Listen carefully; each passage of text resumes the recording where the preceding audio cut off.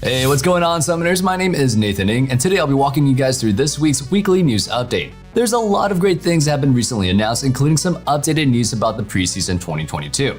Whether it's the new Dragon skins, item changes, crazy reworks, or even the smallest of changes overall, here at Pro Guides, we've got you covered. Be sure to subscribe and stay tuned until the end so you don't miss out on any important updates now and in the future. It wouldn't be a weekly news update if we didn't start off with everybody's favorite section. That's right, Summoners, there's a ton of new awesome skins that were announced on the PBE recently. All of these skins are a part of the Dragonmancer universe and feature all new visual effects, sound effects, recall animations, models, and textures. Joining the new skin line, we've got Lagoon Dragon Kaisa, Steel Dragon Thresh, Tranquility Dragon Karma, Duality Dragon Volibear, and two new Yasuo skins which have been promptly named Dream Dragon and Truth Dragon Yasuo. Make sure y'all cop these skins because you can be dragging the enemy team's LP across the floor. That's what I was gonna say. Anyway, each of these new skins will feature 9 chromas to pair with them in case you were looking to fully customize your champion to your liking. Speaking of which, each of the new skins will feature a new icon so you can fully complete your set of your favorite champion. If you're a fan of the older Dragonmancer skins, you'll be happy to hear that they'll also be getting new chromas and matching revamped icons for the event. All of the new skins, excluding Yasuo's, will set you back 1350 RP, which is a decent price for how well they look. However, if you're a Wasabi fan, the new Truth Dragon and Dream Dragon Yasuo skins will set you back a hefty 1820 RP. That being said, they will also feature completely new animations and voiceovers. But before we dive further into our final skin, don't forget to check us out at ProGuides.com, where you can go ahead and view our great catalog with challenger coaches that can personally create a walkthrough to your dream rank. Got a busy schedule? Well, we got you covered. Our trained roster of coaches are here 24/7 to help you reach your goal, whatever that may be. So what are you waiting for? Go check us out. Regardless, let's get back into the video and dive right into the last skin that was announced on the PBE. For our final skin announced on the PBE, we've actually got yet another legendary. And don't worry, it's not for Yasuo. The prestige skin for this event is Duality Dragon Volibear. With it, Volley gains a whole new look that features golden and white highlights alongside a new splash art. This will cost a hefty 2,000 event tokens, so for all of you Volley fans out there, be sure you get the pass and save up your tokens as soon as possible. As we draw closer to the end of our PBE content, we can't forget some amazing new information about Syndra. Riot announced that they're going to be updating all of her visual effects with not only just added gameplay clarity, but smoother effects overall. Now, not every skin is getting an overhaul, but overall her abilities have more solid colors, better readable effects, and a nicer look in general. We'll quickly cover what skins are getting the new changes. For the complete overhauls, her base skin, Justicar, and Queen of Diamonds are getting completely redone. In terms of big changes after that, we've got nice updates to Snow Day Syndra and SKT-T1. When it comes to minimal to no changes at all, we've got Atlassian, Star Guardian, Pool Party, Withered Rose, and Bewitching. These skins seem to have enough clarity overall and don't require complete changes due to their already great visuals. Now that we finish up with Syndra and her beautiful new visual effects work, let's take a look at some key changes mentioned on the PBE. Now, while we won't be covering all the changes here, we'll be focusing on the key points of the possible new patch. Starting off our list, we've got to mention the new Gore Drinker nerfs. With it being one of the best items for quite some time now, it's finally going to get some pretty massive changes. Gore Drinker is going to have its Spite passive removed. Its active damage changed from 100% total AD to 175% base AD. Alongside this, it will also no longer provide 150% base health regeneration and will instead just give 8% Omnivamp. Overall, this is a big readjustment to the item and should hurt assassins that haven't taken advantage of its power while also redirecting some nice buffs to bruisers who build it.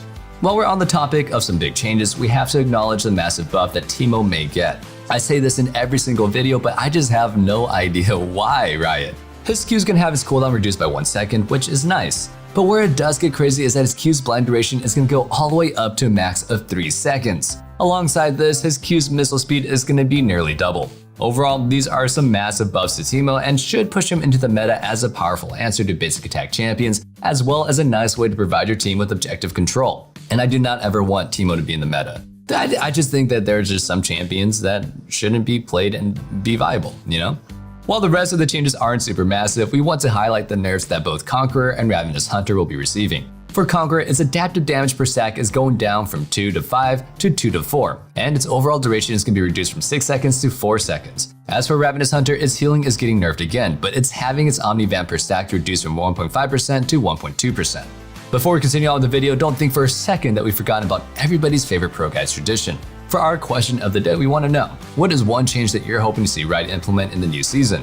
Honestly, I'm still hoping for a system like a tribunal to come back so players can hold each other accountable. Regardless, let us know your answers in the comment section down below, and let's get back into the video. Pulling us back into the video, we've got a topic that has a lot of the community up in arms. Riot has revealed that with patch 11.21, they're going to be disabling all chat in match-made queues. This means that you will no longer be able to communicate with the enemy in any way, shape, or form besides through emotes. And I've got to say, the toxic people usually aren't the enemies, they're your teammates themselves, so this has angered the League community as they feel that all chat has never been a primary source of toxicity and instead allows players to interact with the enemy team with some nice friendly banter. Of course, there are times where this goes overboard, but overall, players feel like they disagree that all chat is a root of toxicity, and in fact, it seems like general agreement that most toxicity is rooted from allies. Unless you're my friend Frank, then this change is amazing. I seriously have absolutely no idea why he's not banned yet. And this is why I think the Tribunal needs to come back, so I could ban him personally. Anyway, this change as of now is not said to be permanent. This is going to function as a test trial to see how effective disabling all chat is when it comes to toxicity. Unfortunately, if it is proved to be successful, many people will be sad to see all chat gone for good. Overall, whether you use all chat for banter or just to compliment the enemy team on a good play or their awesome skin, take advantage of it while you can.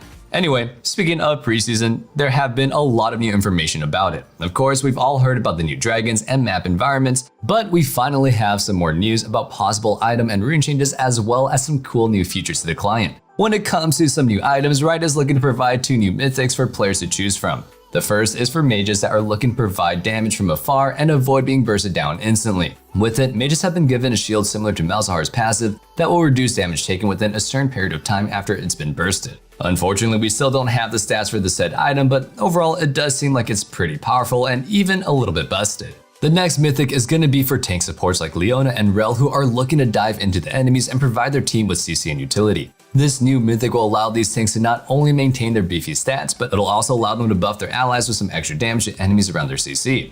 If these mythics aren't your thing, then don't worry. Riot has also announced a few new legendary items. While these aren't as fleshed out, we do know that they're looking to provide tanks with a mana item that will provide a shield when they CC enemies. Now, for our mages, you'll be happy to hear that they're going to be getting a new item that will allow you to deal bonus damage to enemies who are recently shielded. Finally, mages will also have an answer to comps like Sona Seraphine. There are other ideas floating around, but these are the most solidified when it comes to items. Now, in terms of runes, it does seem that Riot wants to provide more power to the other trees, so things like domination aren't, well, dominating the rune selection. It may seem like they're going to be giving more power to the secondary trees, as well as giving some focus to Lethal Tempo and Glacial Augment. Who knows, maybe they'll even toss in a rework for the Inspirations tree infamous Omnistone, which, by the way, didn't even know still existed. Next up, we've got a lot of information regarding Riot's client for the next season. And while it does look really sleek and has a nice feel if you're looking to customize your profile, it still feels a little bit weak. But you know what? Riot is a small indie company, so we've got to cut them some slack, right? Well, Riot heard these concerns and they decided to add challenges that don't involve rank. These will be individual quests that you can aim to complete in order and add them to your profile. Plus, it'll give players that aren't big fans of ranked something to do. Overall, Riot seems pretty excited about their client and customization system, and all we can do is hope that their excitement is well warranted and they don't charge us for it like Eternals. Anyway, last but not least, we've got a pretty big change when it comes to the bounty system. For those of you who dislike the current system, you may be a little bit upset with the change. However, if you're a fan of the teams being able to come back after a massive gold deficit, then you're in luck. It seems that Riot is exploring the idea of objective bounties with the new preseason. This means that teams that are behind will be rewarded for collecting objectives like dragons, barons, and maybe even turrets. Not only will these provide their usual gold, but if you're behind enough, you can easily put back into the game with a massive bounty collection. Overall, with the combination of champion bounties and now objective bounties, it seems that players will have to be far more calculated if they have a lead, so they don't accidentally give the enemy a way to catch up. Personally, I think this is a horrible idea. I don't think you should be rewarded for playing poorly, and that's just something that I think I'll stand by. Anyway, before we continue on, if you want to join an amazing community of people like you that loves lists, talk pieces, and other things like this, check out our Discord using the link found in the description. So what are you waiting for? Join. Nonetheless, let's get back into the video and take a look at our final rundown. Before we close out the video, to make sure that you're all informed for your next solo queue match, let's quickly do a patch rundown. Amumu has been dominating the support meta, and so his Q had its damage decreased at later ranks, and its mana cost rose from 30 scaling to 50 to an overall 70 flat mana at all ranks. When it comes to the King of the Jungle at the moment, Jarvan is having his passive's bonus damage reduced by 2%, which should slow him down in his clear and reduce his dueling potential. As for the top lane, we've got quite a few changes to champions. Shen is going to be having his passive shield reduced by 10, which will slightly remove some of his trading power. Singed is having his E readjusted to have his damage being reduced at max rank. Its AP scaling will be reduced from 75% to 60% AP. And when it comes to Darius, he's getting a pretty nice buff to his W with his cooldown scaling being reduced to 5 flat at all ranks. This means it may be more beneficial to put your points into E instead. Last but certainly not least, we've got a decent Irelia nerf with her bonus AD ratio at max stacks being reduced by 10%, which means that she'll be dropping from 30% bonus AD to 20%. And that sums up our video for today. Thank you guys so much for watching. Don't forget to check us out at ProGuides.com. We offer exclusive giveaways and classes that you won't catch anywhere else, so stay tuned and don't forget to like, comment, and subscribe. We'll see you guys back in the next video, but until then, stay safe, stay healthy, and have a wonderful day. Peace.